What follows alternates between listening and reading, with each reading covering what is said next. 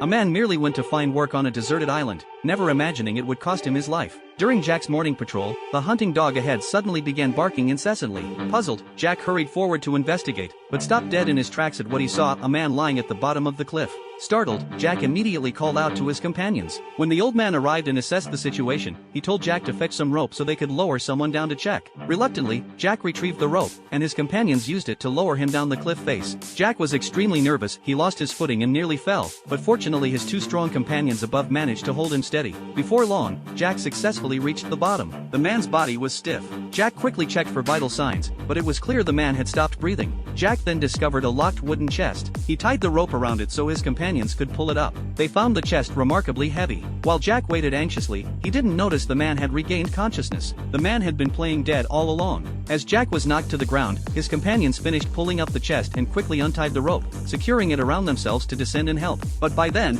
Jack was being held underwater, unable to breathe. In that critical moment, Jack's hand found a rock in the water. He gripped it tightly and struck the man hard. Though relieved to see Jack was no longer in mortal danger, his companions weren't celebrating. Their expressions were grave. They had witnessed Jack kill someone. Back in their quarters, Jack couldn't calm down. His heart was filled with fear and guilt. The old man, who had worked on the island for years and experienced much, consoled Jack that it was self-defense. Just then, their companion entered with tools, ready to open the chest. The old man immediately stopped him, as none of them knew the dead man's identity and he feared it might bring trouble. The man reluctantly abandoned the idea. But that night, the old man couldn't sleep. He too was curious about what secrets that heavy chest might hold. After much deliberation, he retrieved his tools and carefully opened the chest. The lid accidentally fell with a bang, making him break out in a cold sweat. Fortunately, his companions didn't notice. As the old man examined the chest's contents, he pulled out a long bar. When he unwrapped it, he discovered it was a heavy gold bar, and not just one. The entire chest was filled with gold bars. A glint of greed flashed in his eyes. Unfortunately, the next day Jack and the others discovered the gold bars in the chest. They jumped up excitedly, shouting with joy,